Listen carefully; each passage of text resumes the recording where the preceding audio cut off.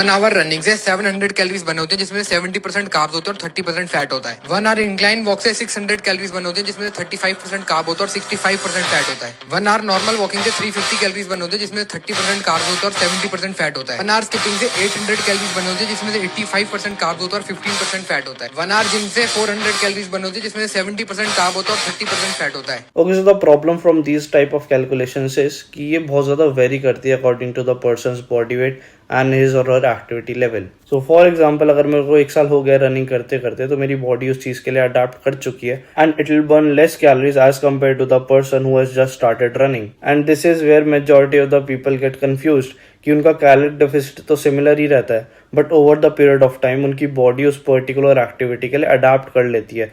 Thus, it will burn less calories for the same amount of activity you were doing earlier, and this hampers their caloric deficit. And also ये जो percentages होते हैं जहाँ पे तुम देखते हो कि इस activity में तुम 70% fat burn करोगे and 30% carbs. So even if अगर तुमने उस particular exercise में 70% fat burn कर भी लिया, so your body will try to compensate for the rest of the day by burning less of the fat. And it's not at all true कि अगर तुम किसी particular exercise में ज़्यादा fat burn कर रहे हो तो तुम्हारा overall जो fat loss है वो भी ज़्यादा होगा. It only comes down to the total caloric deficit you are keeping over a period of time. And also ये जो highly fatiguing exercises होती है, basically जो running हो गया let's suppose, so अगर तुम एक ज़्यादा overweight person हो and you're running for hours and hours just to burn that fat, so what you're actually doing is you're putting more stress on your joint, creating more fatigue over the period of time, which can even lead to increased hunger and reducing the efficiency of your caloric deficit. So उसी activity के लिए opt करो जो तुम over the period of time कर सकते हो sustainably rather than giving up, and don't exaggerate these kind of percentages.